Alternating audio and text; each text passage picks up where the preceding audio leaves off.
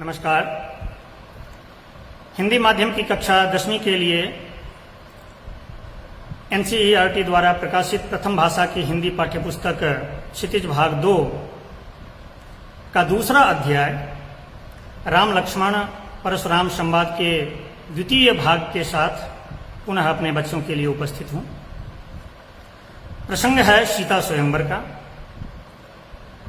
सीता स्वयंवर में भगवान राम अपने गुरु विश्वामित्र और अनुज लक्ष्मण के साथ पधारे हैं। भगवान राम शिव के धनुष का खंडन करते हैं, शिव धनुष को तोड़ते हैं।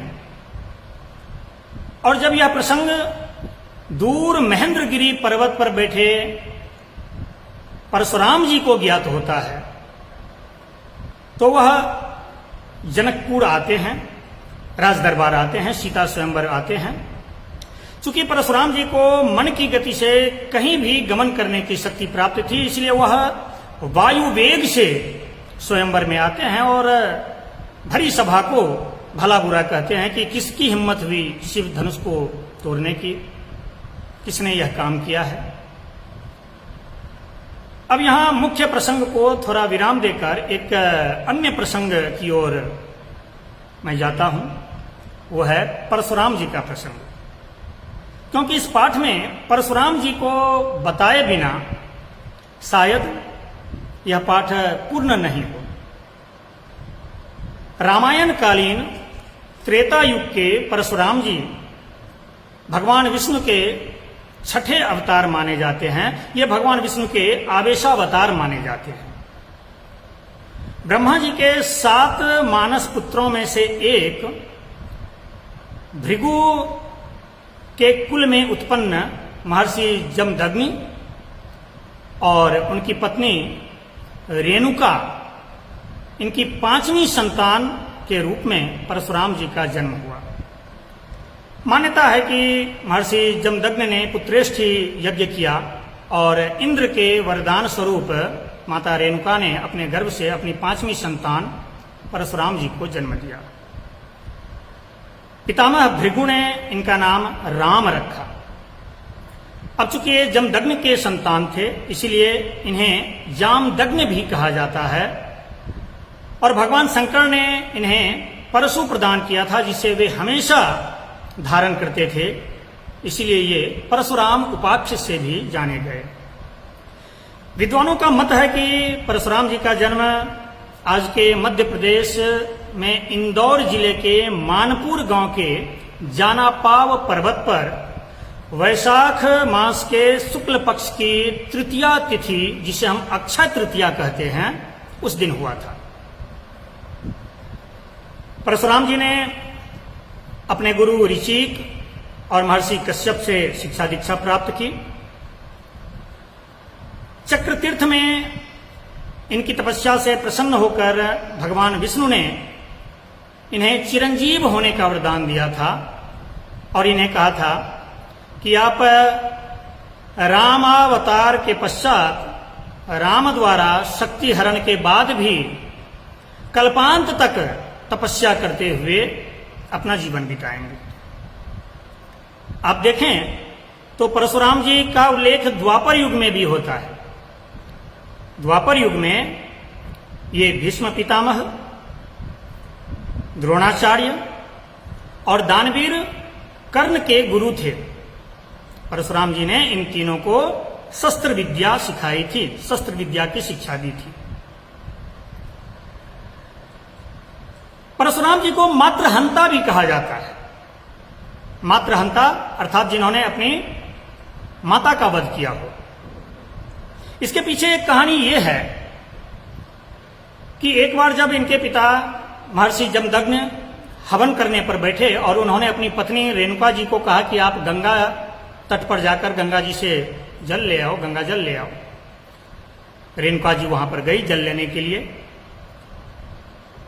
वहां पर उन्होंने चित्ररथ नामक गंधर्वराज को अप्सराओं के साथ विहार करते देखा। रेणुका जी वहीं रुक करके उसके इस विहार को देखने लगी, आसक्त हो गई। इधर हवन का समय बीता जा रहा था।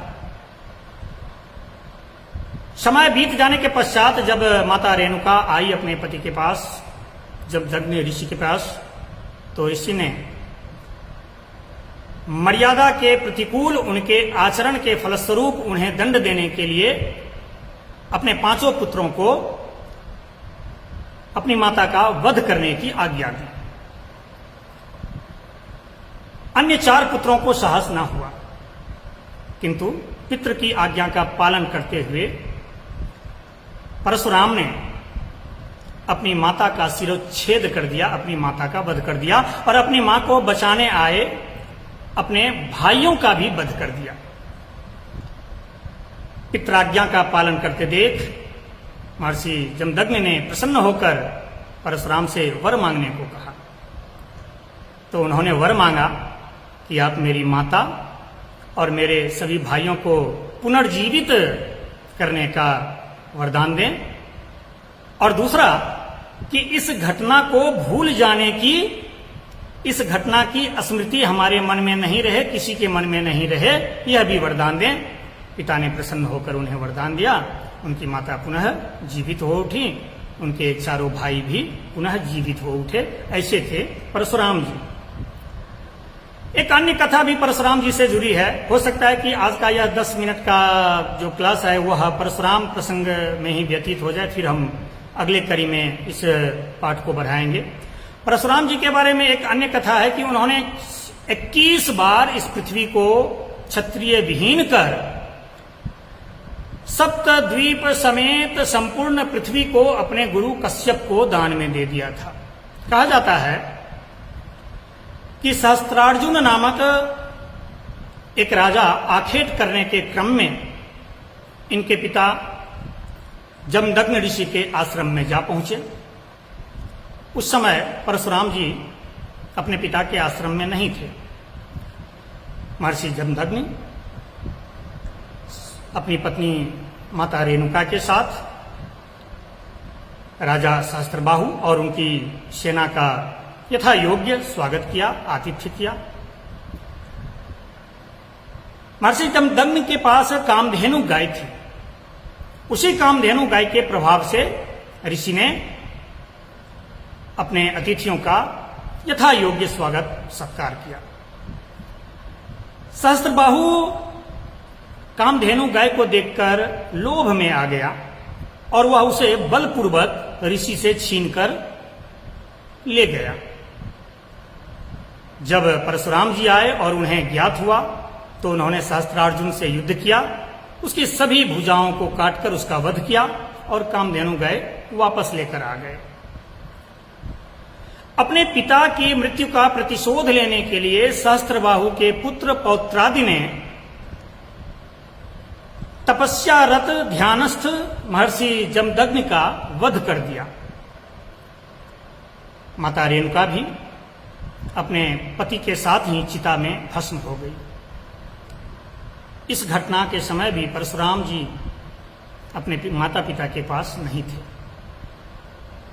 जब उन्हें इस घटना के बारे में पता चला तो वो अत्यंत क्रोधित हुए और उन्होंने एक एक करके 21 बार सहस्त्रार्जुन के पौत्र पौत्रादि समेत क्षत्रियों का इस धरती से विनाश किया। बाद में अपने गुरु के रोकने पर उन्होंने यह विनाश लीला रोकी और इस पृथ्वी को अपने गुरु कश्यप को दान में दे दिया। गुरु कश्यप ने कहा कि चूंकि अब तो ये धरती तुमने मुझे दान में दे दी है, इसीलिए धरती पर रहने का अधिकार तुम्हें अब नहीं है। चूंकि दान में दी गई वस्तु का उपभोग करने का अधिकार हमें नहीं रहता है, यह हमारी ऋषि परंपरा में निषेध है। इसीलिए हमारे यहाँ जो व्यक्ति भी कन्यादान करता है वह कन्या के ससुराल नहीं जाता है, वहां के चारपाई पे भी वो नहीं बैठता है, वहां का एक गिलास पानी भी नहीं पीता है। तो परशुराम जी ने तो संपूर्ण धरती को ही अपने गुरु कश्यप ऋषि को दान में दे दिया। अब उस धरती पर तो वो रह नहीं सकते थे। फलस्वरूप उन्होंने समुद्र से उच्चिष्ट महेंद्रगिरी पर्वत को अपना निवास स्थान बनाया। यह महेंद्रगिरी पर्वत अभी उड़ीसा में है। अब देखिए ये घटना, सीता स्वयंवर हो रहा है जनकपुर में जनकपुर आज के नेपाल में है। कभी यह मिथिलांचल का हिस्सा हुआ करता था, किंतु सुगौली संधि के तहत अंग्रेजों ने यह क्षेत्र नेपाल को दे दिया था। कभी चर्चा करूंगा सुगौली संधि पर, फिर लंबा हो जाएगा। तो यह जनकपुर अभी नेपाल में है। कभी यह मिथिलांचल का हिस्सा हुआ करता था और मिथिलांचल की राजधानी हुआ करता था जनकपुर। यह घटना जनकपुर की है। सीता स्वयंवर जनकपुर में हो रहा है और परशुराम जी उड़ीसा में बैठे हुए हैं। उड़ीसा के ऊपर झारखंड, झारखंड के ऊपर बिहार, बिहार के ऊपर नेपाल का जनकपुर का हिस्सा। अब देखिए, मन की गति से, वायु की गति से परशुराम जी सीता स्वयंवर में आते हैं और सभा में उनका विवाद होता है राम से और लक्ष्मण से। राम अत्यंत विनीत भाव में परशुराम जी से बात करते हैं, किंतु लक्ष्मण कभी उन्हें विचलित करते हैं, कभी उन्हें क्रोधित भी करते हैं। तो वही प्रसंग है कि परशुराम जी आए हैं। अब चूंकि 11 मिनट हो चुके हैं, तो भाग 3 में हम देखेंगे कि नाथ शंभु धनु भंजन हारा और हो यही केहू एक दास तुम्हारा। तो इंतजार करें भाग 3 का। तब तक धन्यवाद।